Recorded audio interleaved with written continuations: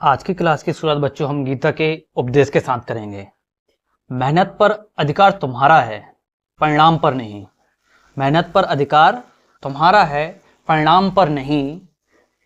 इसलिए पूरी लगन से कर्म करो, सफलता समय आने पर स्वयं मिलेगी। यह उपदेश भगवान कृष्ण अर्जुन को युद्ध भूमि पर कुरुक्षेत्र पे देते हैं। इसी प्रकार से बच्चों आज आप जिस दुविधा में खड़े हो वहां पर ये मोटिवेशन आपके लिए उचित साबित होता है। इसी में क्या बोला है भगवान ने कि गीता का सार यही है, कर्म करते जाओ, फल की चिंता भगवान पर छोड़ दो। ठीक है ना। और एक और गीता इसी पर क्या लिखा है बेटा कि कर्म ही पूजा है, लगन ही साधना है और सफलता आपकी परीक्षा कर रही है। ठीक है ना। तो इन्हीं मोटिवेशन के साथ हम आज की क्लास को आगाज करते हैं बच्चों। कर्मयोगी बनो, निस्वार्थ भाव से कर्म करो, यही गीता का संदेश है, यही जीवन की सफलता का रहस्य है। और लक्ष्य निर्धारित करो, पूरी एकाग्रता से पढ़ो, नियमित अध्ययन करो, अपने जीवन को बढ़ाओ, समय का सदुपयोग करो, हर पल की कीमत समझो, लगातार अभ्यास करो, अपने आप को बेहतर बनाओ, हार मत मानो, लगातार प्रयास ही जीत है, सफलता निश्चित है, बस धैर्य और विश्वास रखें। यह गीता के जो उपदेश आपके सामने इस वजह से प्रस्तुत किए गए बच्चों, ताकि आज आप मुख्य परीक्षा आपकी जो फाइनल एग्जाम फरवरी में स्टार्ट होगा और आपका जो अभी तिमाही, हाफ ईयरली, क्वार्टरली एग्जाम जो होगी, बीच में प्री बोर्ड होगा, इस बीच में आपके मन में जो तैयारी को लेकर नैतिक दुविधा उत्पन्न हुए उन सब का समाधान हम आज लेते आए हैं। जिस तरीके से कुरुक्षेत्र की युद्ध भूमि में अर्जुन नैतिक दुविधा में थे कि वह अपने सगे संबंधियों से कैसे वार करे, उसी प्रकार से आपके सामने आज एक नैतिक दुविधा आके खड़ी हो चुकी है कि हम क्या तिमाही परीक्षा की तैयारी करें या मुख्य परीक्षा की तैयारी करें या क्या करें, और हमें अपनी पूरी रणनीति किस तरीके से फॉलो करनी है। तो इन सभी का सार हम इस गीता के उपदेश के माध्यम से समझ सकते हैं बच्चों। तो चलिए आइए फिर हम बिना कुछ देरी हुए अपनी आज की क्लास को स्टार्ट करते हैं। यह पिक बच्चों आपने थंबनेल पेज पर देख लिया होगा कि फाइनल एग्जाम फरवरी 2027 के बीच में क्या करें, दिमाग में केमिकल लोचा, समाधान का मूल मंत्र। यह क्लास किन किन के लिए बच्चों है? मेनतः मुख्य आधार है 10th एवं 12th क्लास के लिए। सबसे ज्यादा जरूरी किन किन के लिए बच्चों? 10th एवं 12th क्लास के लिए। परंतु जो भी बच्चा तैयारी कर रहा है, चाहे वो अपनी बेसिक स्टडी हो, 10th 12th कॉलेज तक का बेस का हो या कंपटीशन एग्जाम का, सबके लिए यह जरूरी होगी, क्योंकि यह नैतिक दुविधा सबके सामने आती है बच्चों। और आपके सामने जो निचोड़ मिल रहा है वो मेरी लगातार मेहनत का एक परिणाम है। एक दो दिन की वो ऐसी आके बताई वाली कहानी नहीं है बच्चों, जो हमने अपनी जिंदगी में सीखा है उसका परिणाम आपके सामने दिया जाएगा। तो देखिए आपके सामने नैतिक दुविधा क्या क्या होंगी। टेंशन होगी कि सिलेबस बहुत बड़ा है, समय कम है, क्या होगा। तो जब हम इन सभी समस्याओं को समाधान निकलेंगे तो अंतिम में हम यहाँ पर पहुंचेंगे बच्चों। प्लान क्या होगा? मैं कर सकता हूं, मेहनत प्लस स्मार्ट वर्क बराबर सफलता, focus, planning, study plus success, यही हमारे सफलता का मूल मंत्र। टॉपिक वाइज पढ़ाई, रिवीजन, प्रैक्टिस, गलतियों में सुधार और सफलता, यही क्या रहेगा आपका बच्चों सफलता का मूल आधार। तो चलिए फिर हम क्लास को स्टार्ट करते हैं। क्लास को स्टार्ट करने से पहले बच्चों अगर आपने वीडियो को अभी तक लाइक नहीं किया तो वीडियो को लाइक कर दीजिए, अपने दोस्तों के पास शेयर कर दीजिए, ताकि आपके साथ साथ आपके दोस्तों का भी भला हो सके। और अगर आपने हमारे चैनल को अभी तक सब्सक्राइब नहीं किया तो चैनल को सब्सक्राइब कर लीजिए, ताकि इसी प्रकार की और भी मोटिवेशन वीडियो आपको निरंतर आगे मिलती रहे। और साथ साथ जो हमारी 10th क्लास की जो गणित की श्रृंखला निरंतर चल रही है उसकी वीडियो आपको सबसे पहले मिले। और अगर आपका सही मार्गदर्शन, अगर आपका सपोर्ट रहा, अगर आपने उचित सपोर्ट किया तो आपको गणित के साथ साथ जैसे हमारी गणित कंप्लीट होगी तो आने वाले सभी सब्जेक्टों में आपको इसी तरीके से तैयारी कराई जाएगी, क्योंकि आपका लाइक, शेयर, सब्सक्राइब और आपके कमेंट हमें ही मोटिवेशन देते हैं। ठीक है ना। तो चलिए फिर अब बिना कुछ देरी करते हुए हम आज की क्लास को स्टार्ट करते हैं। जैसे कि आपने यहाँ पर टॉपिक में देख लिया है बच्चों, हम इन 12 पॉइंटों पर बात करने वाले हैं। ठीक है ना। इन 12 पॉइंटों को हम बड़े तरीके से आगे जो लिखा है मैं उसे समझा देता हूँ आपको। ठीक है ना। देखिए जी यहाँ पर आ जाएगा अभी। तो ये सफलता का जो धमाका बच्चों, ये 1 जुलाई से आपके लिए स्टार्ट हुआ है। इस सफलता के धमाके में आपको 10th क्लास की पूरी गणित 100% कराई जा रही है। चलिए तो फिर बिना कोई देरी किए हम आज की क्लास को स्टार्ट करते हैं। ठीक है ना बच्चों, आज का जो हमारा टॉपिक है बच्चों, आज की हमारी जो क्लास है उसे हम इन 12 पॉइंटों में समझेंगे। ठीक है, आपके सामने जो 12 पॉइंट क्या क्या रहेंगे, बोर्ड परीक्षा, फाइनल एग्जाम। ठीक है ना बच्चों, तो जो फाइनल एग्जाम है, डर नहीं तैयारी की शुरुआत। क्लियर, सिलेबस को पहाड़ नहीं नक्शा समझें। कैसे समझेंगे वो बताया जाएगा। तिमाही परीक्षा से आप क्या सीख सकते हो, क्वार्टरली एग्जाम से या हाफ ईयरली एग्जाम से आप क्या सीख सकते हो, उसके बारे में देखेंगे हम। त्योहार आएंगे पर हम उन त्योहारों को कैसे मैनेजमेंट करेंगे, हम उसके बारे में भी अध्ययन करेंगे। इसके साथ साथ दिसंबर से अंक बढ़ाने के दौर में हम क्या क्या कर सकते हैं उसके बारे में आपको अध्ययन कराया जाएगा। गलतियों को कॉपी में बनाकर, मतलब हम स्वयं अपनी गलतियों को किस तरीके से सुधारें उसका अध्ययन कराया जाएगा। जनवरी माह में आप किस तरीके से रिवीजन करें इसका समझाया जाएगा। और सबसे बड़ी कहानी जिसमें बच्चा सबसे ज्यादा कंफ्यूजन होता है, 9वां पॉइंट आपके लिए सबसे ज्यादा जरूरी है बच्चों, 9वां और 10वां। वैसे तो सभी 12 पॉइंट आपके लिए महत्वपूर्ण है, परंतु इनमें से अगर मैं पूरा टॉपिक का सार बोलूं तो आपके लिए सबसे ज्यादा जरूरी है 9वां पॉइंट और 10वां पॉइंट।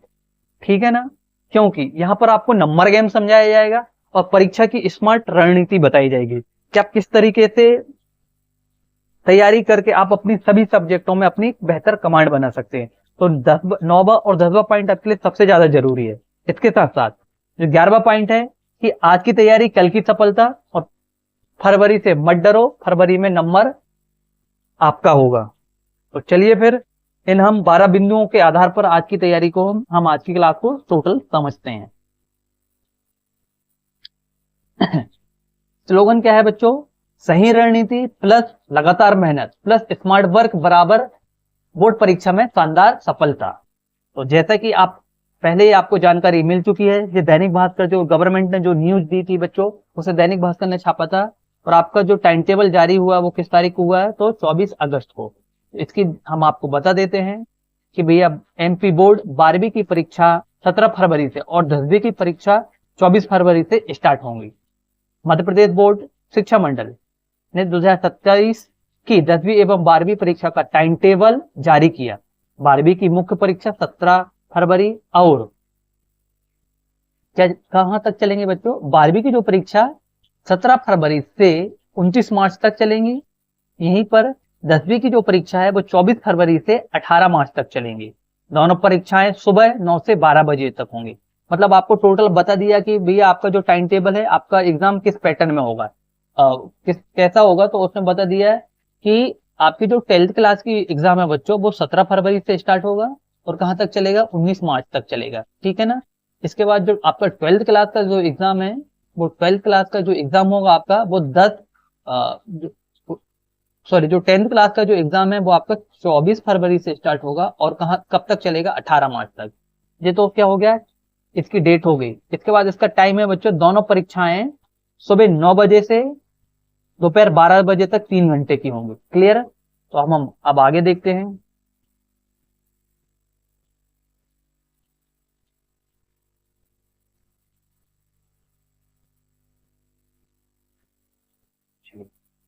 पहला की पॉइंट हमारा बिंदु क्या है बच्चों, पहले बिंदु में हम किस चीज का अध्ययन करेंगे उसे देखिए आप।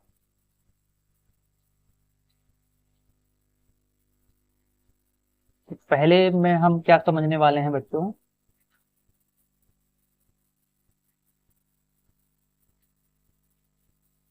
फरवरी 2027 बोर्ड परीक्षा, डर नहीं तैयारी की शुरुआत। बच्चों आपको आज जो टाइम टेबल मिला है, इस टाइम टेबल को आप सकारात्मक वे में लीजिए। क्यों, क्योंकि आज आपको जो 14 अगस्त को मिला है, ठीक है ना, तो आपको अभी से पता है कि हमारा एग्जाम क्या होगा। आप अपनी एक बेहतर रणनीति तैयार कर सकते हैं, जिस रणनीति को मैं आपको आगे बताऊंगा अभी। क्लियर बात समझ में आई। तो हमारे पास एक अच्छी चीज है कि हमें ये पता है कि हमारा एग्जाम कब होगा।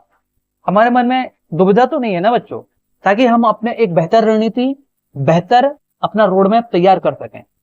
आप अगर स्कूल जाते हो तो आपको पता है, आप अगर किसी जानी मानी जगह में जाते हो तो आपने देखा है कि आप किसी से बार बार रास्ता पूछते नहीं हो, आप भटकते नहीं हो और सीधे अपनी मंजिल पर चले जाते हो, आपको टाइम कम लगता है।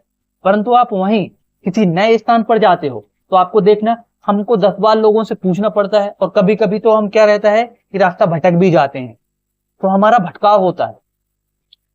परंतु आज आपका जो बोर्ड ने आपको जो टाइम टेबल दे दिया ना बच्चों, इससे आपको एक रोड मैप मिल गया है कि आपको आपकी परीक्षा की डेट फिक्स हो गई है कि मेरा एग्जाम कब होगा। इससे आप भटकाव से बचोगे और आप अपनी वार्षिक परीक्षा के जो एग्जाम है उसकी एक बेहतर रणनीति बनाकर उच्चतम अंक प्राप्त कर सकते हो। तो ठीक है, मतलब आपको टाइम टेबल से डरना नहीं है बच्चों, यह आपकी सफलता में एक बेहतर आपको आधार देगा।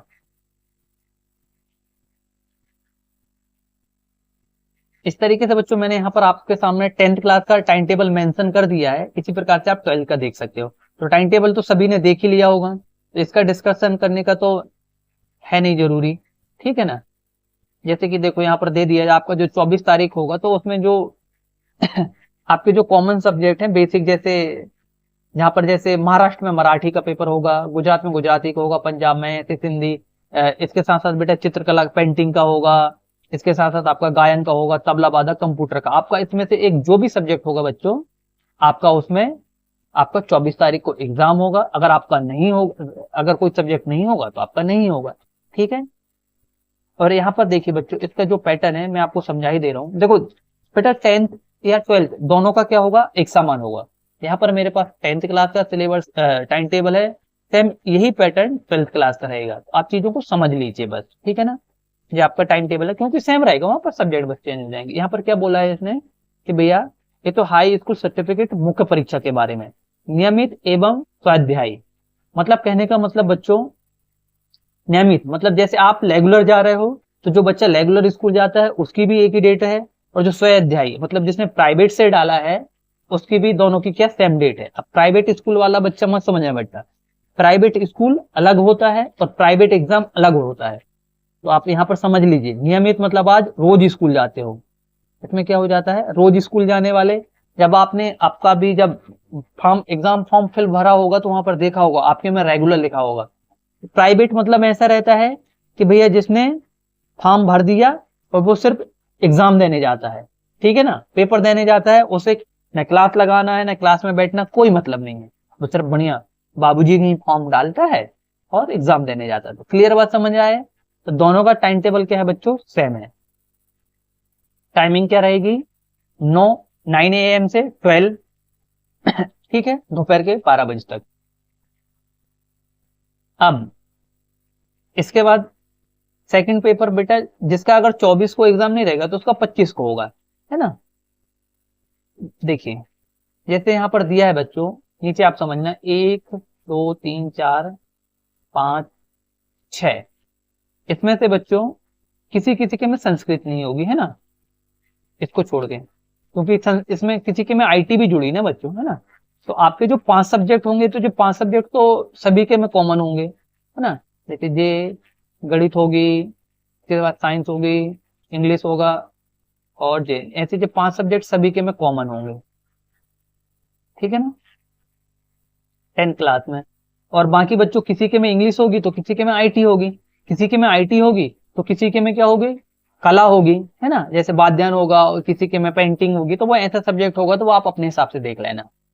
इस तरीके से आपके एग्जाम रहेगा। मैं आपको सिर्फ डेट बता दे रहा हूँ, एक 24 तारीख को एग्जाम रहेगा आपका, 25 को रहेगा, 27 को रहेगा, इसके बाद 2 मार्च को रहेगा, 5 मार्च को रहेगा, 9 मार्च को रहेगा, 12 मार्च को रहेगा, 15 को रहेगा, 18 को रहेगा। आप अपने हिसाब से सब्जेक्ट देख लेना।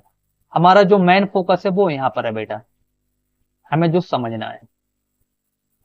चलिए ये वाला बिंदु आपके लिए सबसे ज्यादा जरूरी। अब आप बिल्कुल एकाग्रता से ध्यान से बैठ जाइए, इससे पहले समझ लीजिए, उसके बाद में नोट कर लेना, ठीक है ना। वीडियो रोक के बेटा बाद में नोट कर लेना, अभी सिर्फ एक बार ध्यान से समझ लो, क्योंकि पहले आपके लिए समझना ज्यादा जरूरी है। हेडिंग क्या है बच्चों,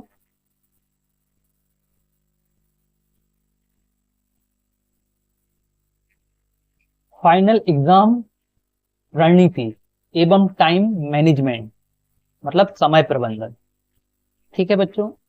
आज, जैसे कि आज जब हम वीडियो रिकॉर्ड कर रहे हैं बच्चों, आज 21 अगस्त, क्या है आज 21 अगस्त। 21 अगस्त को ये आपके सामने मैं रणनीति लेके आ रहा हूं बच्चों, ठीक है ना। अब आप देखिए, अभी आपके पास कितने दिन का समय है। अगर मैं मोटा मोटा मानूं तो बेटा देखिए, पहले समझ लीजिए, बस मैं शॉर्ट शॉर्ट लिखूंगा, पूरे नहीं लिखूंगा, है ना बेटा। तो अगस्त, थोड़ा सा टाइम लगेगा। अगर आपको सफलता चाहिए, चीजें अगर बेहतर चाहिए तो बेटा समय देना पड़ेगा।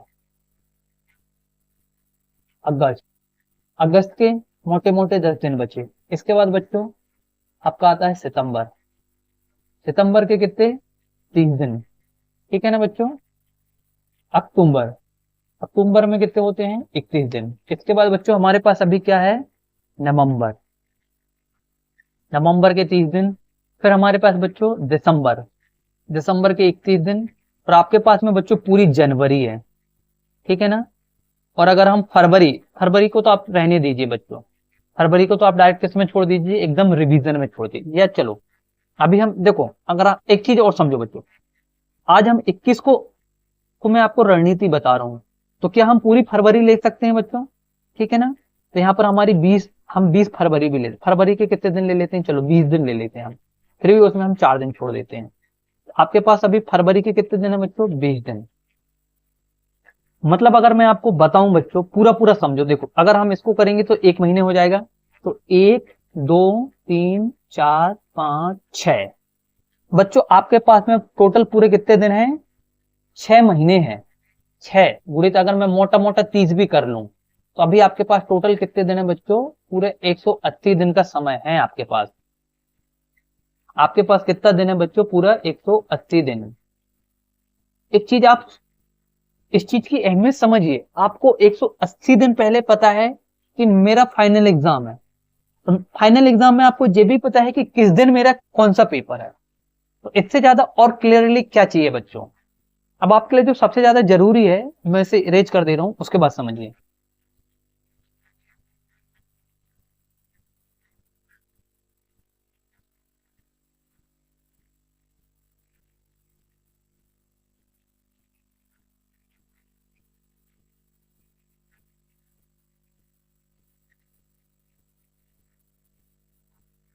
देखिए बच्चों, जैसा कि अभी आपके सामने अभी तिमाही एग्जाम की डेट आ गई है।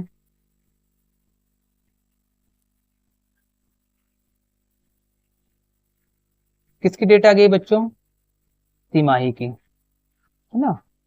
इसके बाद क्या होगी आपकी, हाफ ईयरली। आप इसके बाद क्या होगी बच्चों, क्या होगी आपकी प्री बोर्ड। और प्लस आपके साथ में क्या होंगे, त्योहार, फेस्टिवल। एक चीज याद रखना बच्चों, आपका अंतिम लक्ष्य, आपका अंतिम लक्ष्य, आपका अंतिम लक्ष्य क्या होना चाहिए बच्चों। तो आपका अंतिम लक्ष्य होना चाहिए क्या, फाइनल एग्जाम, ना कि यह बीच के भटकाओ, तिमाही exam, half yearly exam, pre board या त्योहार। आप अपना लक्ष्य डिसाइड कीजिए, टारगेट फिक्स बनाइए, तिमाही एग्जाम या हाफ ईयरली एग्जाम कि आपके मेन एग्जाम में कोई ज्यादा अंतर नहीं आएगा। तिमाही एग्जाम, हाफ ईयरली एग्जाम की क्या महत्वता है मैं आपको अभी आगे बताऊंगा। अभी आपको मैं जितना यहां पर समझा रहा हूं बच्चों, सिर्फ आप वहां पर इतना समझिए। तो आप अभी जो अपना गोल बना के रखे हो ना, आप अपनी जो रणनीति बना के रखे हो बच्चों, वो आप फाइनल एग्जाम को टारगेट कर कर बनाइए, ना कि तिमाही एग्जाम के प्रेशर में आइए, ना हाफ ईयरली एग्जाम के प्रेशर में आइए, ना त्योहारों ना फेस्टिवल के त्योहारों इसमें आइए, ठीक है ना। मैं आगे जब हम इन बिंदु में आएंगे ना, जब अपन हाफ ईयरली एग्जाम में आएंगे, मैं इसकी महत्ता बताऊंगा, तिमाही की महत्ता बताऊंगा, हाफ ईयरली उसमें आएंगे हाफ ईयरली की बताऊंगा। जब हम फेस्टिवल में पहुंचेंगे तो फेस्टिवल का भी महत्व बताऊंगा। और इन दुविधाओं से आप कैसे निकल सकते हो उसका देखना। अभी मैंने सिर्फ आपके सामने एग्जाम की रणनीति बताया कि भाई आपको स्टडी में हमें किस चीज पर फोकस करना बेटा, तो हमारा लक्ष्य क्या है, अंतिम फाइनल एग्जाम।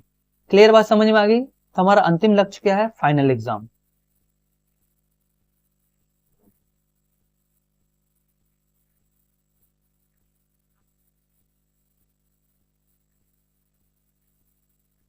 तो वहां पर जो रणनीति वाली कहानी थी, मैं अगर आपके सामने टाइम टेबल यही है बच्चों, तो मैं उसका समय प्रबंधन यही बता दे रहा हूँ, और टॉपिक का जो नॉलेज है वो मैं आपको आगे बताऊंगा, ठीक है ना?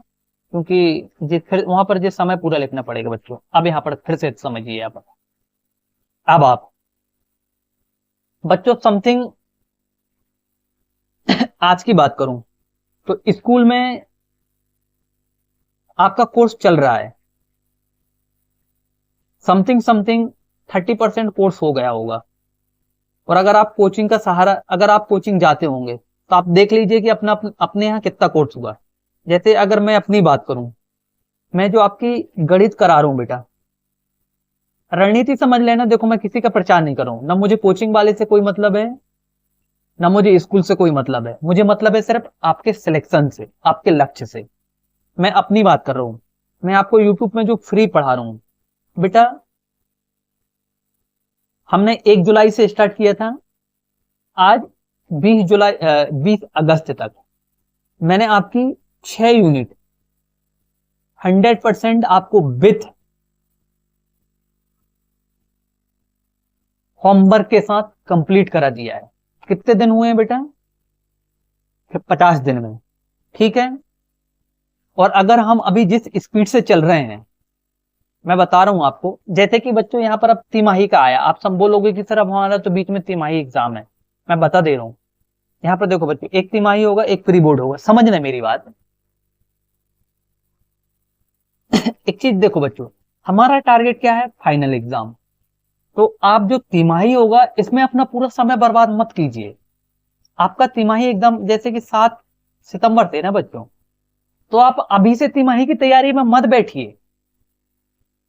तिमाही एग्जाम का आपका मेन एग्जाम पर कोई फोकस नहीं पड़ेगा बच्चों। आप अपने भटकाओ, आप अपने लक्ष्य से मत भटकिए।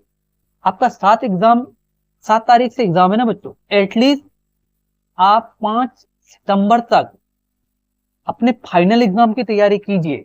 मतलब अपने कोर्स को पीछे मत छोड़िए। स्कूल में आपको क्या करा रहे हैं, ये कोचिंग वाले टीचर क्या, देखो स्कूल में तो आप बोल नहीं सकते हो बच्चों, मैं सीधा बोलूं, मैं कोचिंग पढ़ाता हूं, वो मुझे पता है। मैं ऑफलाइन भी पढ़ाता हूं, ऑनलाइन भी पढ़ाता हूं। ऑनलाइन आपके लिए एकदम यहाँ पर फ्री आ रहा है, ठीक है। मैं पढ़ा रहा हूँ, मैं जो पढ़ाऊंगा वो मैं आपको 5 तारीख तक पढ़ाऊंगा। क्योंकि यह रणनीति मैं आपको इतने अच्छे तरीके से इसलिए बता रहा हूँ क्योंकि मैं खुद इस रणनीति को फॉलो करता हूँ, समझे? तो आपको 5 तारीख तक क्या करना है, अपना जो फाइनल एग्जाम का जो कोर्स है ना बच्चों, आप जिस स्पीड से पढ़ रहे हो अभी, उस स्पीड से आप अभी 5 सितंबर तक पढ़िए। 6 सितंबर के बाद से आपका जो तिमाही एग्जाम है बच्चों, आप उसकी तैयारी कीजिए। क्योंकि आप अभी तत्काल पढ़ ही रहे हो ना, और जितना पढ़ रहे हो उतना आएगा। तो हम एक ही चीज को क्यों बार बार रटें बच्चों, समझ में आ गए? तो आपके जो 6 से 7 दिन रहेंगे, मतलब इस 10 दिन में आपका क्या हो जाएगा बच्चों, तिमाही एग्जाम हो जाएगा। क्लियर बात समझ में आई? अब जैसे कि मैं अपना बताऊं, आपकी टोटल गणित में कितनी यूनिट है बच्चों, 13 यूनिट है, ठीक है। इन 13 यूनिट में से आज मैंने आपको 20 अगस्त तक 6 यूनिट कंप्लीट करा के दे दिया है। आज की क्लास तक देखना, आज हमारा यूनिट 6 समाप्त हो गई थी कल की क्लास में, ठीक है ना बच्चों। कल की आपकी जो क्लास थी 20 अगस्त वाली, उसमें आपकी यूनिट 6 समाप्त हो गई। आपके पास टोटल यूनिट कितनी है बच्चों, 13, ठीक है ना। मैंने आपका समथिंग समथिंग में, अगर मैं मोटा मोटा भी पकड़ूं, तो मैंने आपका 45% कोर्स कंप्लीट करा दिया बच्चों, 45 से 50%। और वो भी कितने दिन में, 50 दिन में। और मैंने जितने आसानी से कराया है ना, आप देख लेना, हम इसी स्पीड से चलेंगे बच्चों, तो क्या मुझे 50% और कोर्स कराने में 50 दिन और लगेगा? हम 50 की जगह में 60 दिन पकड़ लेते हैं। तो सितंबर अक्टूबर मैं आपका गणित का 100% कोर्स अक्टूबर में खत्म कर दूंगा, ठीक है ना बच्चों। अब आप यहाँ से समझिए जो मैं आपको कहना चाहता हूँ। तो आप जिस कोचिंग में पढ़ते हो, जिस स्कूल में पढ़ते हो, स्कूल में तो आप टीचर को बोलोगे तो स्कूल वाले तो आपकी बात नहीं मानेंगे, फिर भी आप एक बार बोलना कि सर कम से कम हमारा अक्टूबर नवंबर तक आप हमारा कोर्स कंप्लीट करा दीजिए। चलो अगर आप स्कूल वालों को नहीं बोल सकते हो, पर बच्चों कोचिंग वाले टीचर को तो आप एक बार बोल सकते हो ना, क्योंकि कोचिंग वाले टीचर को आप अपना पैसा दे रहे हो भाई। स्कूल वाले को तो पेमेंट मिलती है, कोचिंग वाले टीचर को आप अपना पैसा दे रहे हो, तो आप कोचिंग वाले टीचर को तो बोल सकते हो कि भैया आप अक्टूबर के एंड तक हमारा कोर्स 100% कंप्लीट कराइए। ठीक है ना बच्चों? क्योंकि बच्चों अगर आपका कोर्स दिसंबर तक खिंचा तो आप बर्बाद हो जाओगे, याद रख लेना। क्योंकि आपके पास कोर्स लिखा तो है ना, आपके पास रिवीजन का टाइम नहीं मिलेगा ना बच्चों। सफलता आपको तभी हासिल होगी जब आपको रिवीजन का टाइम मिलेगा। अब देखिए बच्चों, मैं अपनी गणित और जो आपको भी करना है, आपको कोचिंग वालों भी बोलना है, आप जहां भी जाते हो, क्योंकि 10th बोर्ड क्लास में हो तो बच्चा कोचिंग का सहारा लेता है, इतना मुझे पता है। और जो बच्चा अगर 10th क्लास में है, जो अगर 10वीं क्लास में है और वो कहीं कोचिंग नहीं लगाना है, तो मैं कहता हूं बच्चों कहीं कोचिंग मत लगाओ। आप ईमानदारी से, मैंने जो आपका जो 1 जुलाई से फर्स्ट यूनिट से जो लेक्चर लेना स्टार्ट किया है, आप उस लेक्चर को देखिए। अक्टूबर के आते आते तक मैं आपकी 100% गणित में आपको करा के दूंगा। और इसके साथ साथ अगर आप लोगों का सही सपोर्ट रहा तो जैसे ही हमारी गणित खत्म होगी तो बाकी के आगे के जो हमारे 5 सब्जेक्ट है और जो बचेंगे उनको भी मैं ऐसी रणनीति लेके आऊंगा और उनको भी तैयारी कराऊंगा। ऐसे जैसे गणित के कराया मैंने आपको 100% सॉल्व, तो उनका आपको टारगेट देकर होमवर्क दे दे के कंप्लीट करा दूंगा। अब जो मैं पढ़ाऊंगा और जो आपको पढ़ना है आप वो सुनिए बेटा। नवंबर और दिसंबर इन 2 मंथ में 60 दिन में आप क्या कीजिए, सिर्फ रिवीजन कीजिए। क्या करना है आपको? रिवीजन। और आपकी जो गलतियां हैं बेटा, गलतियां नहीं बोल सकते, सॉरी, आपकी जो कमियां हैं, कमी आप में, थोड़ा सा और बढ़ा दे। आपकी जो कमियां हैं बेटा, कमजोरी हैं, उनको कॉपी में नोट कीजिए और उन पर सुधार कीजिए। समझ में आ गए? तो इन लास्ट के 60 दिन में आपको क्या करना है बच्चों? रिवीजन करना है। ठीक है ना? अब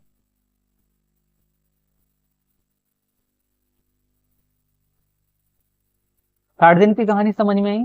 अब आगे हमें क्या करना है? अब देखो, अगर आप अक्टूबर में कोर्स 100% खत्म करा लोगे तो आपके पास यहां पर टाइम मिल जाएगा। अगर आप दिसंबर में लेके जाओगे तो कब रिवीजन करोगे ये बताओ। अब मेन कहानी आती है, आपने किसी ने कभी पुराने पेपर देखा है? आपकी जो परीक्षा दिन होगी उसमें पीछे देखना, ओल्ड पेपर रहते हैं। तो आपका जो पेपर आता है ना बेटा, उसे एक बार पढ़ना। कम से कम 60 से 70% पेपर, कितना बोल रहा हूं मैं? 60 से 70% पेपर आपका पिछले पिछले पेपर ही आता है, पिछले प्रश्न पत्र। क्या आता है? पिछले प्रश्न पत्र। ठीक है ना बच्चों? यार बोर्ड स्लो चल रहा है क्या? बोर्ड बहुत स्लो चल रहा है बेटा। आपके जो पेपर आता है ना बेटा, वो क्या आता है? पिछला प्रश्न पत्र ही रहता है। मतलब जो 1 साल का नहीं रहता। आप ये मत बोलना सर की 26 में जो आया वो पूरा 27 में जाएगा, ऐसा नहीं। तो 4 से 5 साल का जो दिया रहता है ना बेटा, उसका पूरे का मिला के आता है। तो हमारे पास जो अंतिम के जो बचेंगे ना बेटा, जनवरी और 20 फरवरी तक 50 दिन जो बचेंगे आपके पास से, आपके पास जो अंतिम के, यहाँ देखो, आपके पास जो अंतिम के क्या बचे हैं बेटा? 50 दिन। ठीक है ना? आपके पास अंतिम के क्या बचे? 50 दिन। तो इन 50 डे में आपको क्या करना है?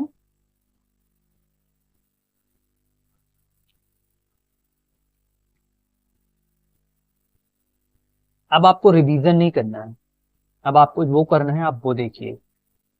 आपको लगाना है बेटा जो आपके पुराने पेपर है ना, PYQ, इनको बोलते हैं प्रीवियस क्वेश्चन पेपर। ठीक है ना बेबा? सॉरी, ठीक है ना बच्चों? Previous year question. अब आपको पर डे इन पूरे पेपर को क्या करना है, लिख कर देखना है अपनी कॉपी में, पर डे सॉल्व करना है। एक दिन में एक पेपर करोगे तो मुश्किल से 5 साल में 50 पेपर निकलेंगे, वो 50 पेपर ही निकल पाएंगे 5 साल के, इतने भी नहीं निकलेंगे। समझ गए? तो पूरे 6 सब्जेक्ट का आप कर लोगे तो एक दिन में पूरा एक पेपर सॉल्व करना है। और इस सॉल्व के साथ जो आपको बना, जो आपके सही है, उसे नहीं पढ़ना है। समझ गए? वो आपका रिवीजन हो गए। जिस क्वेश्चन को आपको हल करने में दिक्कत गई, सिर्फ उस क्वेश्चन का हमें रिवीजन करना है। बात समझ में आ गई? इस तरीके से बेटा आप फरवरी तक जाओगे तो आप सोचो, अक्टूबर में आपका कोर्स खत्म हो जाएगा, नवंबर दिसंबर में आप रिवीजन करके एकदम कंठस्थ रख लोगे और आप 50 दिन में 50 पेपर सॉल्व करोगे। तो आप किस कंडीशन में रहोगे, सोच रहे? कभी आपने इस तरीके से रणनीति फॉलो की है क्या? अब आपको एग्जाम से डर लगेगा? एक बार अपने आप से बात करके पूछ के देखो कि भाई मैं एक दिन में एक पेपर लिखूंगा तो 50 दिन में 50 पेपर लिखूंगा, तो आपकी कंडीशन क्या होगी बच्चों? आप अदर बच्चों से किस तरीके से आगे निकलोगे? अब हम आते हैं, अब आप देखो, अब आप टाइम गेम समझ गए। अब मैंने क्यों बोला आपको बेटा कि आप अक्टूबर में कोर्स खत्म करो, उसका रीजन समझ में आया आपको? अगर आप अक्टूबर में कोर्स खत्म नहीं करोगे, यहीं पर देखो मैं इसे समझा देता हूं, थोड़ा सा समझना बेटा। अगर इसी कोर्स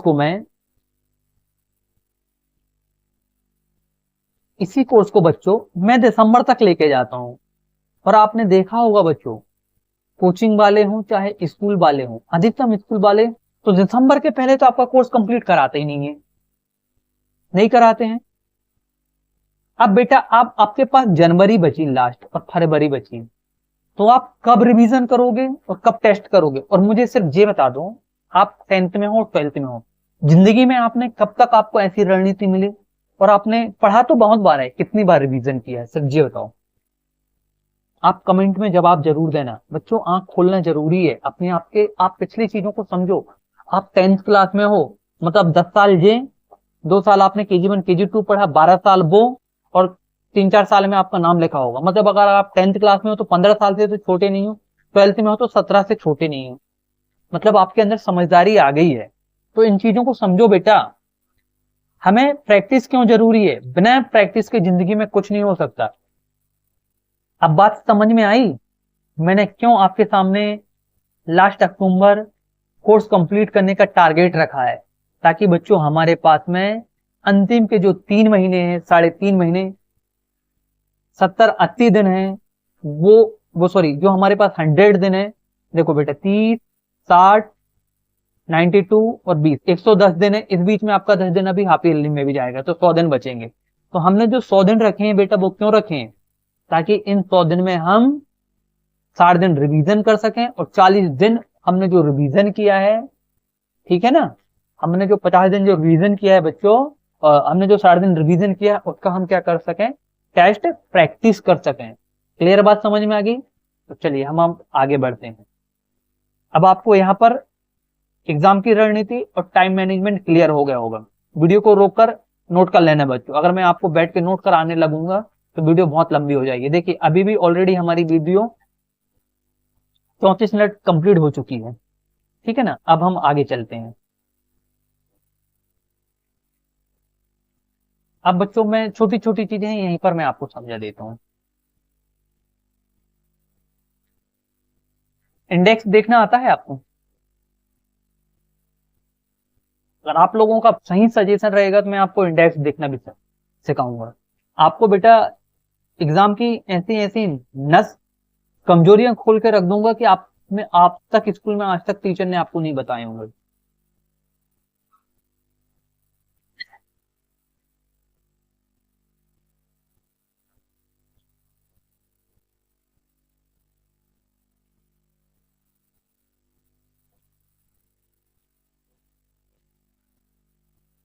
हम हम इसे अपने प्रकार से समझते हैं बच्चों। जो मजबूत लिखा बच्चों, हाँ देखिए,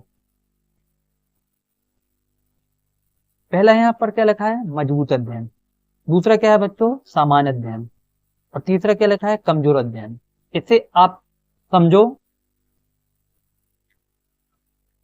ये आपका क्या है, कमजोर पक्ष। क्या है ये आपका, इसे पक्ष समझो आप, मतलब कमजोर पक्ष मतलब जो आपका कठिन है, जो आपका क्या है, कठिन है आपके लिए पढ़ने में। क्या है बच्चे, जो कठिन है, दिख रहा है ना। इसके बाद बेटा जो आपका क्या है, मध्यम का, तो मध्यम ही होगा। मैं आपको जब अभी नंबर गेम बताऊंगा वहां पर ये आपको सबसे ज्यादा अच्छे से समझ में आएगा, ठीक है ना बच्चों, हम वहां भी जाएंगे।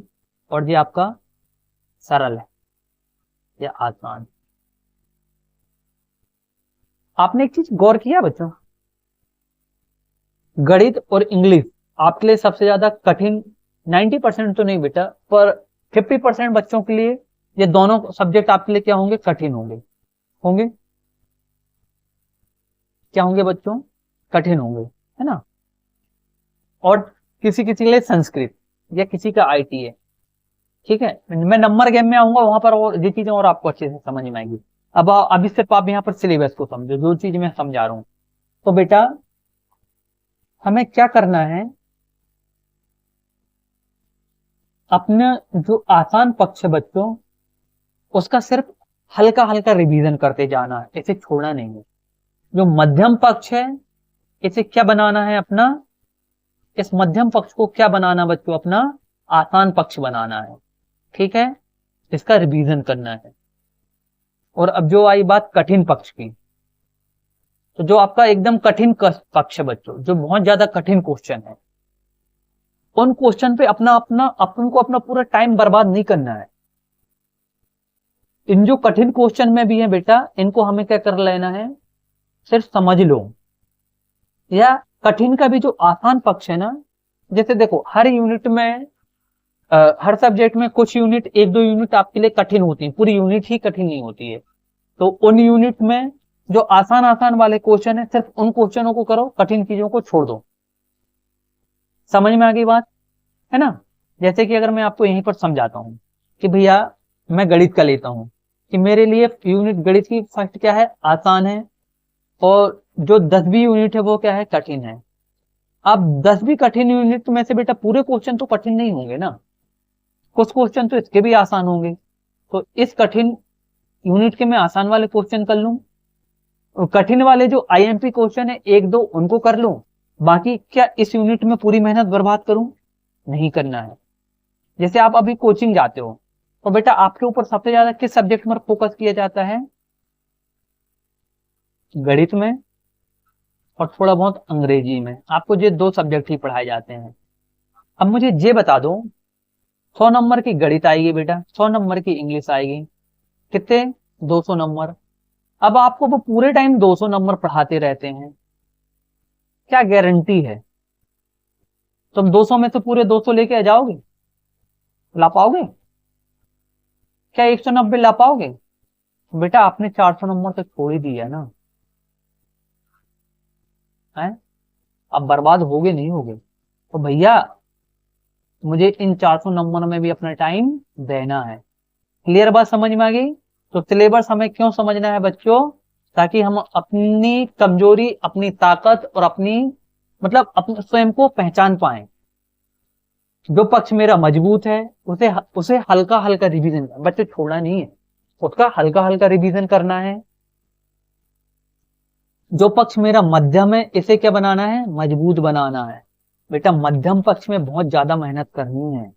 और जो पक्ष आपका कठोर है या कमजोर है, उस पक्ष का हमें सिर्फ क्या पढ़ना है, आसान पक्ष पढ़ना है। कमजोर का क्या पढ़ना बेटा, आसान पक्ष पढ़ना है। हमें पूरा समय अपना बर्बाद कमजोर पक्ष आपका जो कमजोर पक्ष है, आपको जो चीजें नहीं बनती हैं उस पर बर्बाद नहीं करना है। अब आप एक चीज यहाँ पर और ध्यान देना, हमें इसे छोड़ना भी नहीं है बच्चों। भागना किसी समस्या का समाधान नहीं होता है, लड़ना होता है, पर सही तरीके से लड़ना होता है। ऐसा नहीं कि हम अपना पूरा समय इस पक्ष पर बर्बाद कर दें और हम अदर चीजों को छोड़ दें। तो हमें कैसे संतुलन बना के रखना है भैया, हमारा जो मजबूत पक्ष है उसका थोड़ा थोड़ा रिवीजन करते जाना है, क्योंकि हमें ऐसे रटना नहीं है बेटा, इसमें हमें कम समय लगेगा। जो हमें बनता है इसमें भी कम समय लगेगा। आपका सबसे ज्यादा समय किसमें खपत होगा बच्चों, जो आपका कठोर या कठिन टॉपिक रहेगा। ठीक है, अभी देखिए हमारी क्लास बच्चों 40 मिनट की होगी और अभी हमने सिर्फ 2 टॉपिक समझे हैं। ठीक है ना, अब आगे के टॉपिक में आपको ज्यादा टाइम लगेगा। अब देखिए तिमाही परीक्षा। तिमाही परीक्षा आपके लिए क्या होगा बच्चों, जो आपका जो अभी हमने जो सेकंड चीजें देखी ना बच्चों, देखिए मध्यम, वो कमजोर, मध्यम, कठिन, इसको आप कहां से समझोगे, उसके लिए आपकी जो तिमाही परीक्षा होगी या हाफ ईयरली परीक्षा होगी।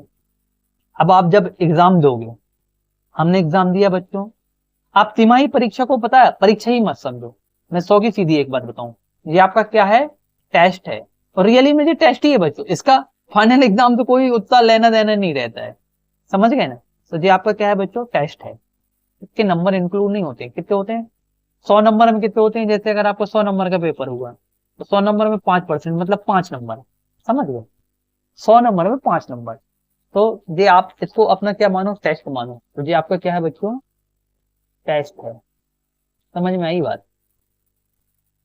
अब इस टेस्ट में आपको क्या करना है, अब इसको आप यहीं पर समझ लो, जो PYQ होंगे ना वो वाली कहानी में आपको यहीं पर समझ दे रहा हूँ, है ना।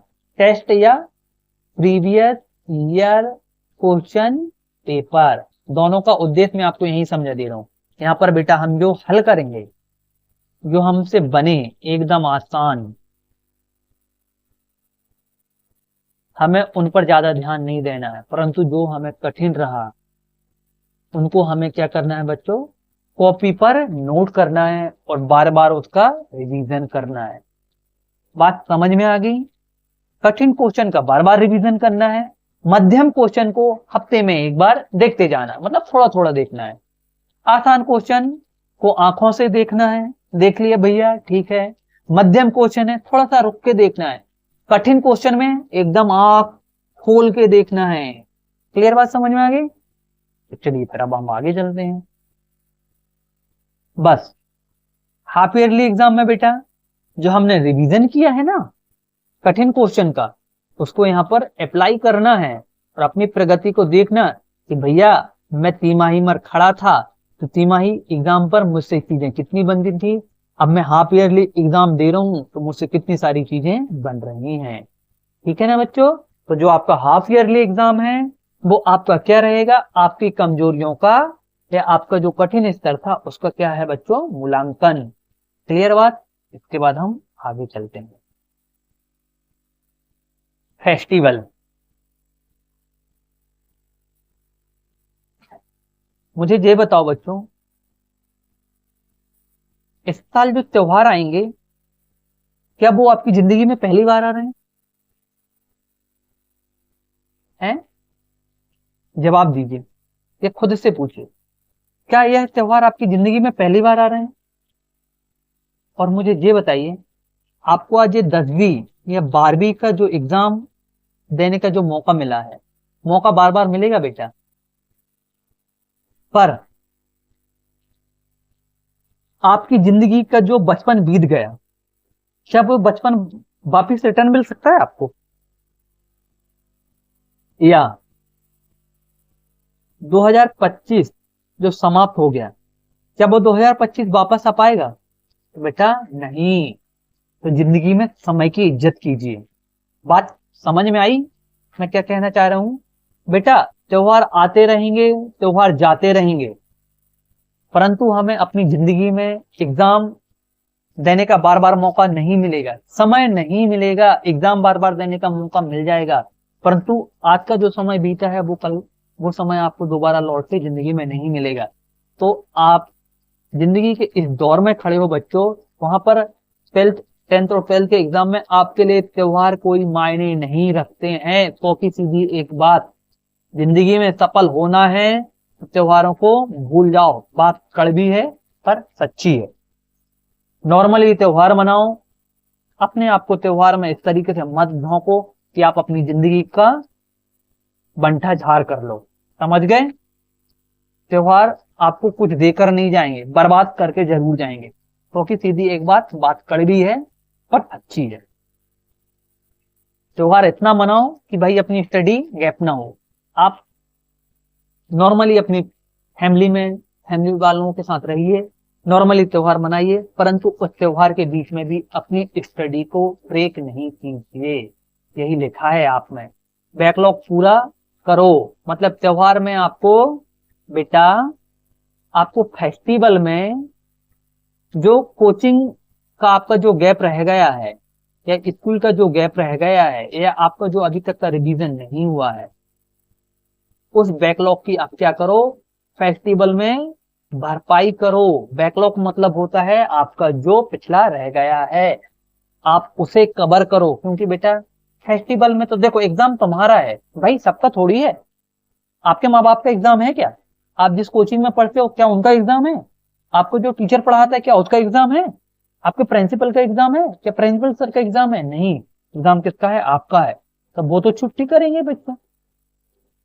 इस छुट्टी में हमें क्या करना है कि आपका जो बैकलॉग रह गया है या आपका जो पिछला रिवीजन रह गया है, हम उसे क्या करेंगे, कंप्लीट करेंगे और हल्का हल्का रिवीजन करेंगे। तो त्योहार आपके लिए नहीं है, समझ गए?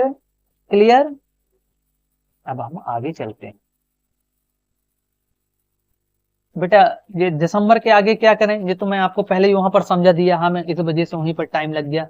दिसंबर से अंक बढ़ाने का दौर, तो उसी में मैंने आपको तो बता दिया बच्चों। PYQ जो लिखा है, previous year question paper, model paper. आप परीक्षा ध्यान देखना बच्चों, तो आपको पीछे मॉडल पेपर मिल जाएंगे। उत्तर लेखन, उत्तर लेखन हमें किनका करना है बच्चों? इन दोनों का, प्रीवियस ईयर और क्वेश्चन पेपर का। और समयबद्ध टेस्ट, जब आप इन चीजों का करोगे तो उसमें टाइम, अपनी वॉच में टाइम टेबल मिला के। और एक चीज और बच्चों देखो यार, ये तो समय मैनेजमेंट नहीं हो पाएगा, क्योंकि आपका तो बीच में कोचिंग का टाइम रहता है, स्कूल का टाइम रहता है। हाँ, एक चीज याद रखना बच्चों, जब आप रोज, जब टेस्ट लगाओगे ना, तो क्या करना, टाइम फिक्स करना।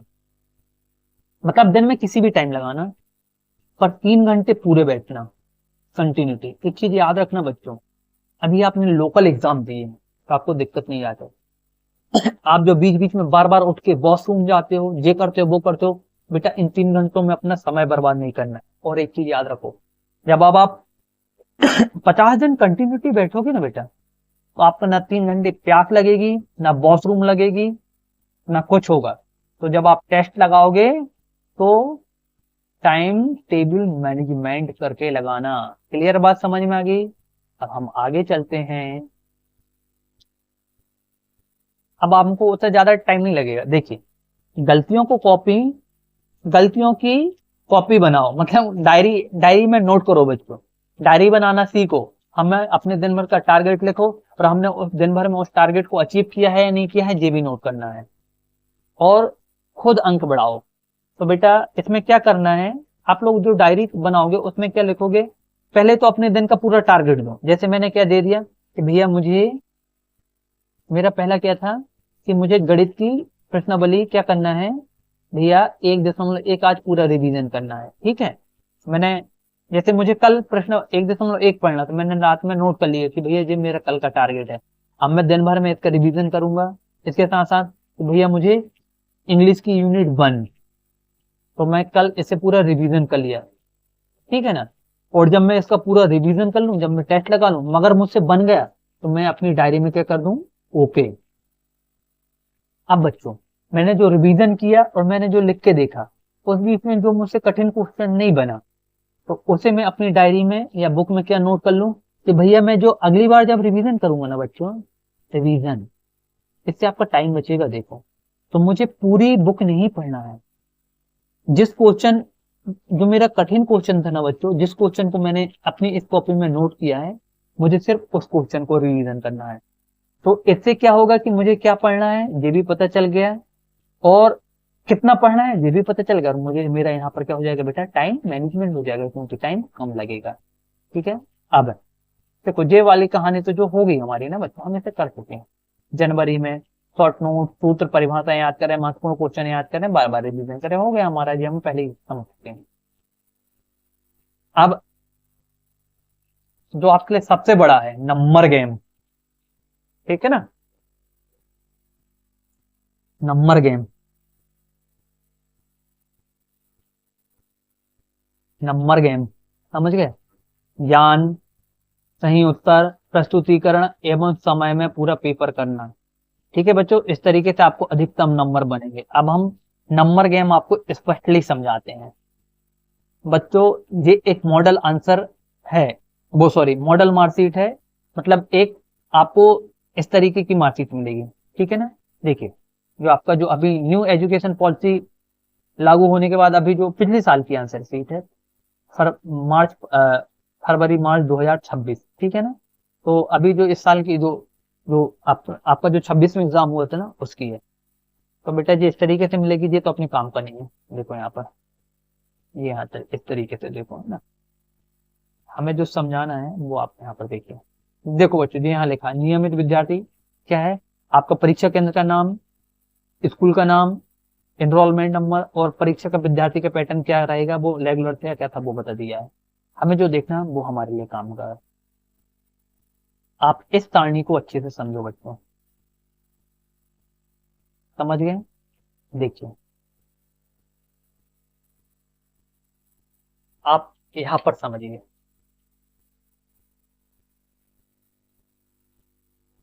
मैं यहाँ पर सब्जेक्ट नहीं दिखा रहा हूँ बच्चों ना।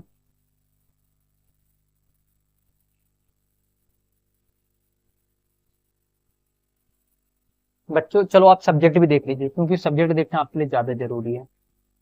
मैं आपको बता रहा हूँ, चीजों को समझिए बच्चों, ये कड़वा सच जानना बहुत जरूरी है। देखिए अपन, देखो बच्चों सबसे ज्यादा बच्चे किस किस के पीछे भागता है वो देखिए। ये बिल्कुल एकाग्रता से देखना। देखिए बच्चों, कहाँ गए थे? इंग्लिश, 100 नंबर का पेपर। ठीक है बच्चों, और ये आ गया क्या? गणित, 100 नंबर का पेपर।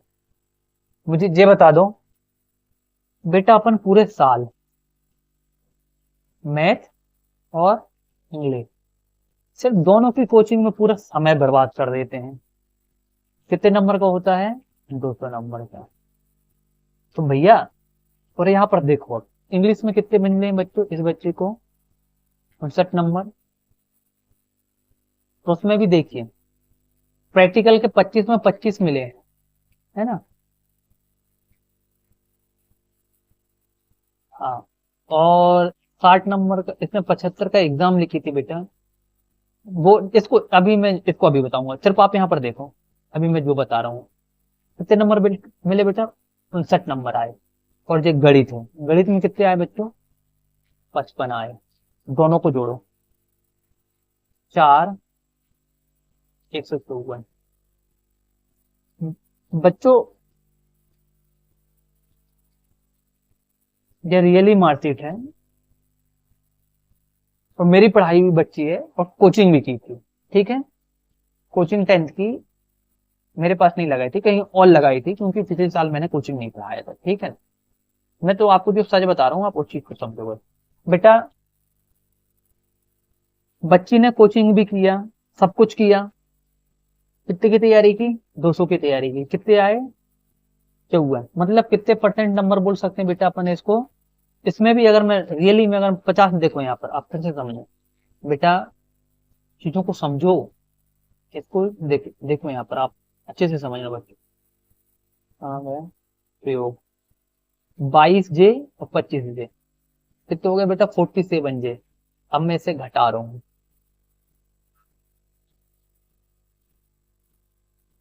यहाँ पर कितना बचेगा बच्चों? 7। यहाँ पर भी कितना बच जाएगा जे? 7। वो सॉरी, यहाँ पर जे कितना बच जाएगा? 0। यहाँ पर जे मतलब 100 नंबर। बेटा 150 में से बच्चे को 100 नंबर मिले हैं, समझ रहे हैं? मतलब कितने? 60% नंबर मिले, 40 नंबर नहीं मिले। और बच्ची ने पूरा साल अपना सिर्फ 2 सब्जेक्ट में बर्बाद किया। तो मैं सिर्फ आपको इतना समझाना चाहता हूं बच्चों, कि हमें अपने कठिन सब्जेक्ट अकेले में जिंदगी बर्बाद या पूरा समय बर्बाद नहीं करना है। भैया इन 4 सब्जेक्टों की और इज्जत कर लो। अब आप यहाँ पर देखो, देखो बच्चों, हिंदी में इस बच्ची को, हिंदी में बच्ची को 85 नंबर मिले हैं। समझ रहे हैं ना बेटा? क्या बच्ची ने मेहनत की थी हिंदी में? क्या टाइम दिया था फुल? जितना टाइम उस बच्ची ने गणित को और इंग्लिश को दी थी ना बेटा, उतना टाइम अगर इसे और दे देती, उतना टाइम ना देती ना बेटा, उसका 50% भी देती ना, तो जिन 10 नंबर और यहां से आ जाते उस बच्ची को। समझे? आईटी में भी देखो, आईटी में बच्चों आपका सिद्धांतिक पेपर 40 नंबर का होता है और जो कितने का हुआ था, 60 नंबर का। इसमें 55 मिले और 20 में से इसे 24 नंबर ही मिले। अगर आप जो 55 निकाल दो तो 24 में देख रहे हैं क्या कंडीशन हो रही है। अब आप यहीं पर इंग्लिश में देखो, हमें जो जो ज्यादा सब्जेक्ट है, हाँ वहीं पर इंग्लिश में देखो। इंग्लिश में भी बच्चे को प्रैक्टिकल में 25 में 25 मिले और जो पेपर हुआ था उसमें कितने मिले हैं, 34 नंबर। समझ में आ गई बात? आप तो यहाँ पर सिर्फ हिंदी अकेला देखो। सोशल साइंस में देखो, यहाँ पर सोशल साइंस में बच्ची को 46 नंबर मिले। बेटा अगर यही टाइम अगर वह बच्ची सोशल साइंस में भी देती तो क्या यहाँ से इस बच्ची को, चलो क्या 10, मैं कहता हूं अगर यहाँ पर इसे 30 कम मिले तो क्या इसके 15 नंबर और बढ़ के नहीं आते? आप खुद के अंदर झांको बच्चों, इन चीजों को समझो। यहाँ पर साइंस में देखो 50 नंबर कम मिले, अगर जो मेहनत करती तो 25 नंबर और नहीं बढ़ सके। मैं सिर्फ 50% बढ़ा रहा हूँ, 100 ही नहीं बढ़ा रहा हूँ। समझ रहे हो? 0 50 नंबर, अगर 50 नंबर बढ़ती तो बच्ची का परसेंटेज कहां जाता? बच्चों आप समझिए, जो आसान सब्जेक्ट है ना बेटा, कितने नंबर का, 40 नंबर, वो सॉरी 400 नंबर का, तो जो कठिन है 10th वाले सबके लिए एक ही चीज है बेटा ना। अब ये मत समझना कि सर हमारा अलग से लेके आओ, नहीं, सबका बात बराबर है, सब एक ही चीज है। कठिन यार ये क्या हो गया, हाँ सॉरी।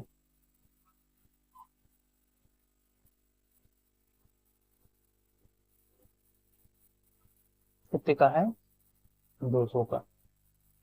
मुझे सिर्फ एक बार ये बताइए, क्या इन 200 के चक्कर में इन 400 को बर्बाद करना उचित होगा? जैसे गलती इस बच्ची ने कर चुकी है, तुम्हें नहीं करना है, तुम दूसरों की गलती से सीखो। तो हमें क्या करना है बच्चों, बेटा ये सब्जेक्ट आसान है, इसमें आपको ज्यादा टाइम नहीं देना। इसका क्या करो आप, डेली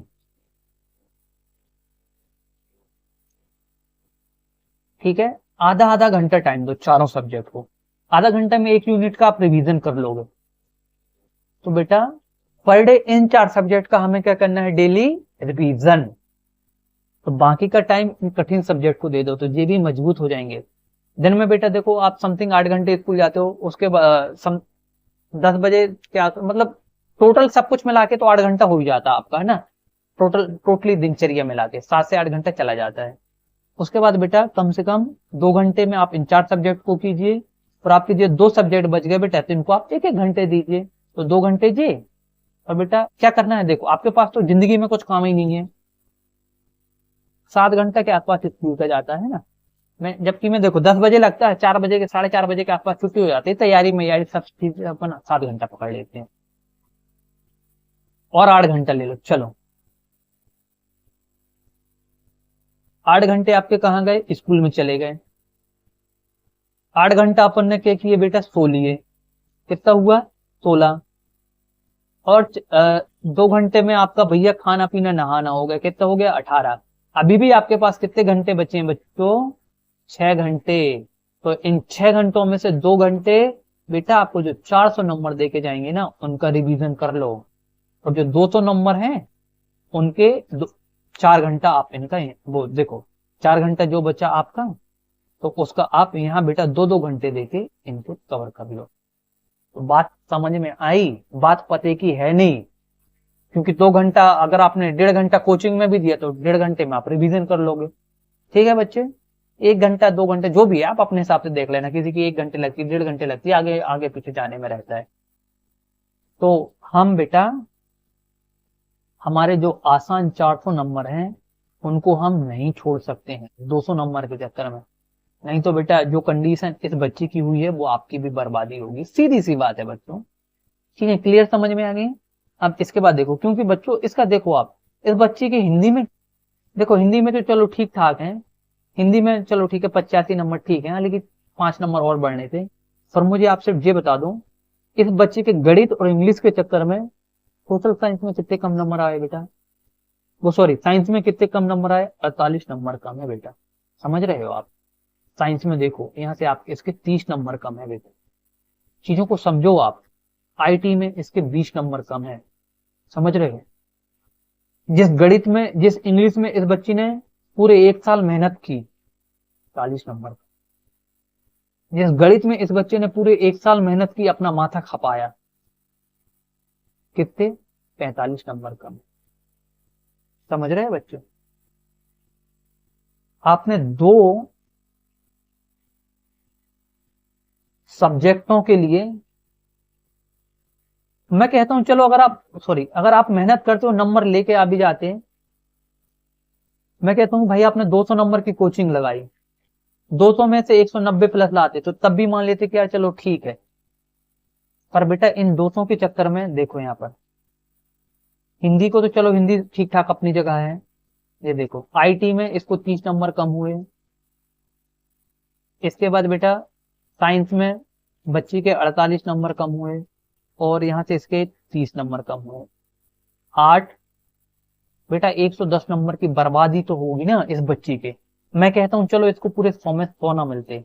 मुझे ये बता दो, जितनी मेहनत इस बच्ची ने गणित में की, उससे आधी भी मेहनत भी करती तो क्या इस 180 में से क्या बच्ची के 70 नंबर नहीं आते?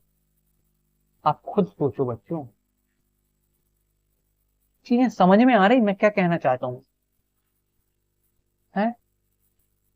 और इस बच्ची ने पूरा समय बर्बाद किया और अपना पूरा समय दिया, और उसके बाद भी इसे 150 ही मिले।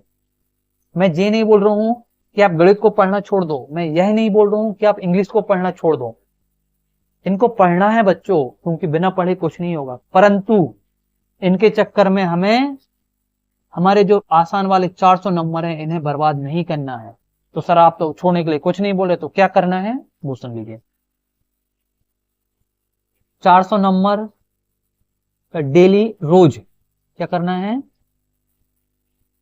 400 नंबर का रोज 2 घंटे रिवीजन करना है रोज। ठीक है बेटा? उसमें जो सरल वाले उनको छोड़ते जाओ। अब बचे 200 नंबर। तो 200 नंबर के लिए तो बच्चों आप कोचिंग लगा ही रहे हो, है ना कहीं जाते ही होगे। 10th क्लास में, बोर्ड क्लास में, इतना तो पता हमें, बिना कोचिंग के तो तुम जी नहीं रहे हो, हमें पता है।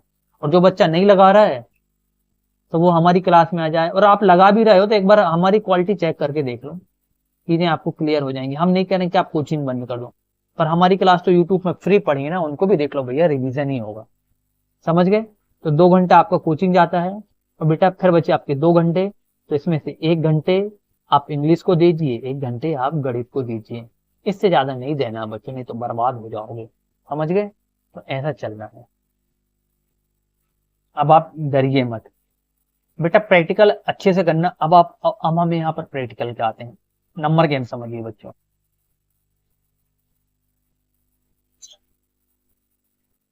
देखिए बच्चों, ये सबसे ज्यादा जरूरी है आपके लिए।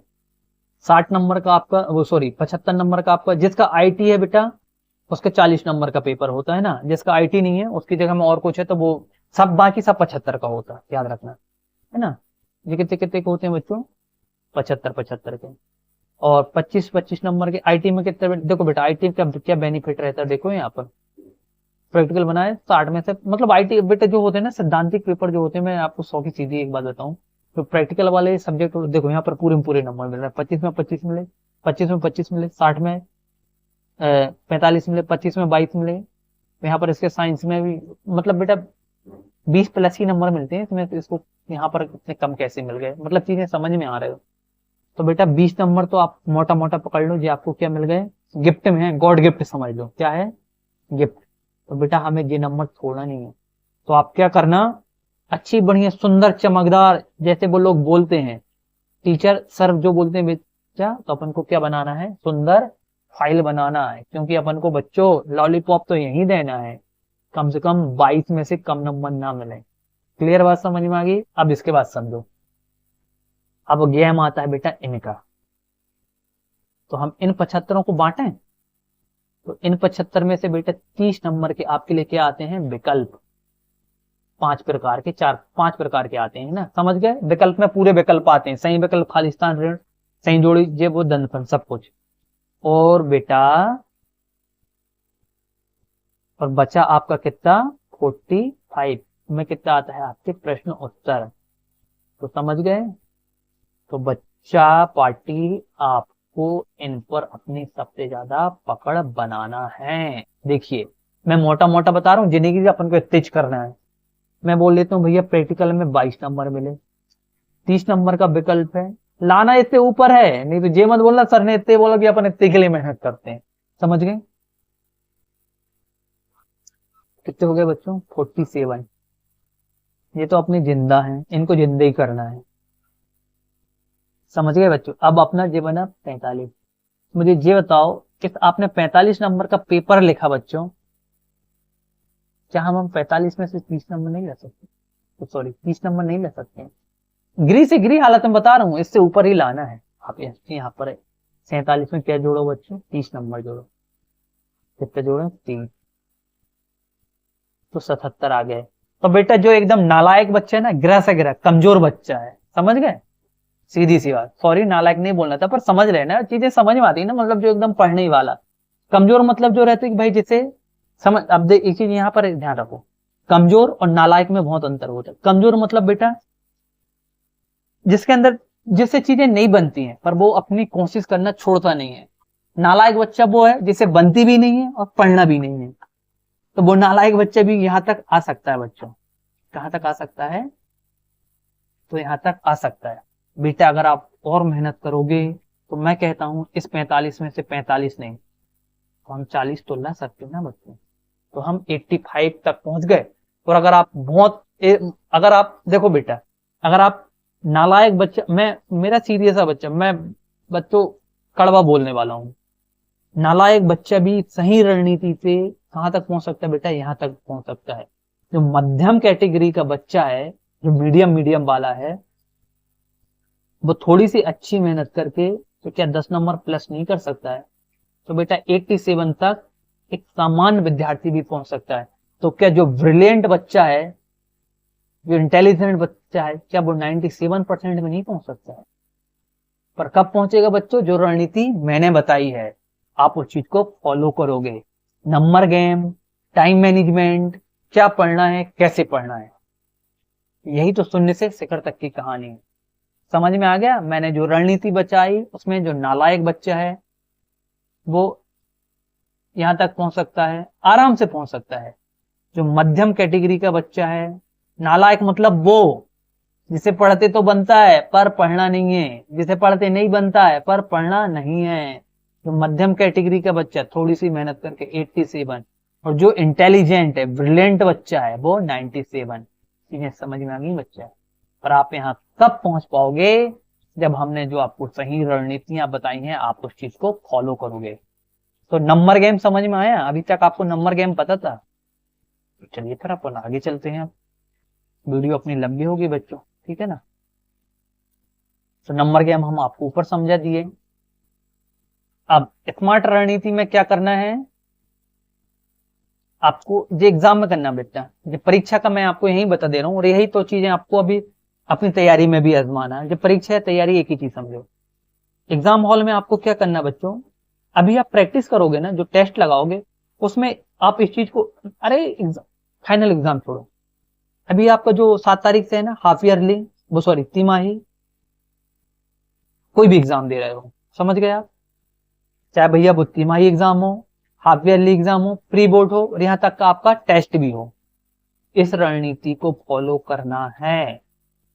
एग्जाम रणनीति या स्टडी, सबसे पहले हमें आसान क्वेश्चन हल करना है। समझ गए बच्चों? कठिन के पीछे माथा नहीं पकाना है। 100 की सीधी एक बात, समय पर ध्यान देना है। उत्तर की प्रस्तुति मतलब ऐसा लिखना है कि अपनी राइटिंग को साला अपन ही नहीं पढ़ पा रहे हैं तो कॉपी चेकर क्या पढ़ेगा, मतलब समझ में आ गए बच्चों? इस तरीके से लिखना है कि अपन पढ़ पाए और सामने वाला भी पढ़ पाए। इतनी सुंदर राइटिंग नहीं लिखना, पर इतनी गंदी भी नहीं लिखना। तो अपन को कैसी राइटिंग लिखना बच्चों की, ताकि अपन पढ़ पाए, और अपन ने पढ़ने के से ज्यादा जरूरी है कि भैया जो कॉपी चेकर रहेंगे ना, आपके जो कॉपी चेकर सर रहेंगे, वो उस कॉपी को क्या कर पाए, रीड कर पाए। ठीक है बच्चों, और घबराना नहीं है। कठिन क्वेश्चन आ गया तो सबके लिए खुश होना उधर, अरे हमसे नहीं बन रहा तो किसी से नहीं बनेगा। और यहाँ पर एक चीज और बच्चों याद रखना, क्वेश्चन कितने ही कठिन हो, कितना ही कठिन हो, चाहे आपने उसके बारे में कुछ सुना ही ना हो, कुछ ही ना बनता हो, छोड़ना नहीं है। समझ गए, छोड़ना नहीं। अब बोल रहे सर आप तो छोड़ना नहीं तो क्या करना है, वो भी बता रहे हैं बच्चों। वह क्वेश्चन किस यूनिट का है यह देखो, और उससे मिलता जुलता बच्चों कुछ तो लिखो। मान लिया कि भैया 5 नंबर का क्वेश्चन है, हमें कुछ नहीं आ रहा है, हमने उससे मिलता जुलता लिखे, हमें 2 नंबर मिल गए। अब मुझे ये बता दो बेटा, मैं छोड़ता 2 नंबर से नीचे तो मिलेगा ही नहीं बच्चा, मैं छोड़ता तो क्या मुझे जो 2 नंबर मिलते? मुझे उसका उत्तर नहीं पता था, पर मैंने उस क्वेश्चन से मिलता जुलता उस यूनिट का लिखा तो मुझे 2 नंबर मिले। और अगर ऐसे हर एक पेपर में, मैं सिर्फ एक क्वेश्चन की बात कर रहा हूं बेटा, देखो हर एक पेपर में 1 से 2 क्वेश्चन नहीं बनेंगे, तुमको मुझे पता है 2 क्वेश्चन नहीं बने। देखो एक पेपर में 2 क्वेश्चन नहीं बने तो कितने, 4 नंबर। कितने पेपर हुए, 6 पेपर, तो कितने बेटा, 24 नंबर। समझ में आई? क्यों बोलते हैं बूंद बूंद से घड़ा भरता है, 24 नंबर। कुछ माइंड खुला, दिमाग की बत्ती जली, माइंड का केमिकल लोचा समझ में आया, समझे? तो क्वेश्चन तो छोड़ना नहीं है, कुछ ना कुछ लिखना है। और काटा पीटी मत करना बेटा, कुछ ना कुछ लिखना है इसका मतलब ये नहीं है कि एक बार अच्छा लिखे फिर टीचर को तो समझना है, सर ने तो कुछ ना कुछ लिखे, ऐसा नहीं करना है। समझ गए ना? ऐसा नहीं करना है। गलती हो जाए, जैसे अगर तुम लोग क्या करते हो, अभी गलती होती है ऐसा ऐसा ऐसा कर दे, ऐसा नहीं करना है। गलती हो गई फिर 1 लाइन ऐसा 2 लाइन चलाओ, समझ जाएगा फिर भैया बच्चे ने गलत हो गया। कॉपी भी नहीं फटेगी, कॉपी सुंदर देती है। ठीक है बच्चे, आगे चले। अब तो इस तरीके से बच्चों अभी हमने जो पढ़ा वही तो हमें सफलता देके जाएंगे। तो क्या है, आज की तैयारी कल की सफलता का आधार है, यही सक्सेस का मूल मंत्र है। ठीक है बच्चों, छोटे कदम बड़े परिणाम देकर जाएंगे। यही तो हमारा थंबनेल था कि फरवरी से डरो मत, फरवरी के नंबर आज से बनाओ, फाइनल नंबर की तैयारी आज से करो। ठीक है, we will the most we can. ठीक है ना बच्चों, इस तरीके से चीजें समझ में आई तो हमें घबराना नहीं है। हमें तो इस तरीके से बच्चों आप कमेंट करके बताना कि हमने आपको जो रणनीति बताई वो आपको कितनी बेहतर आपके लिए साबित हुई, आपको कितनी अच्छी लगी, समझ में आई। आप इसे अपनी कॉपी में नोट कर लीजिए। ये हमारा ऑनलाइन प्लेटफॉर्म है, प्लेटफॉर्म में आपको ये सारी सुविधाएं मिलती हैं बच्चों। और अगर आपने अभी तक वीडियो में इतनी देर तक बने हो और आपने अगर जिंदगी में लगता है कि यार हमने कुछ सीखा, तो अपना सहयोग बनाएं। अब आप अपना सहयोग किस तरीके से बना सकते हो बच्चों, वीडियो को लाइक कीजिए, अपने दोस्तों के पास शेयर कीजिए ताकि आपके साथ साथ आपके दोस्तों का भला हो सके। और अगर आपने अभी तक वीडियो को, हमारे चैनल को सब्सक्राइब नहीं किया तो चैनल को सब्सक्राइब कर लीजिए। ठीक है ना बच्चों, ये हमारा कॉन्टेक्ट नंबर है, इससे आप हमसे डायरेक्ट जुड़ सकते हैं ताकि वीडियो की सबसे पहले जानकारी आपको मिल जाए। और अभी आपके सामने जो वीडियो बताई, अभी मैंने आपको जिस पीपीटी पीडीएफ से पढ़ाया, इस पीडीएफ को अगर आपको प्राप्त करना है तो ये हमारा टेलीग्राम चैनल की लिंक है, आप यहाँ से आकर इस पीडीएफ को भी प्राप्त कर सकते हो।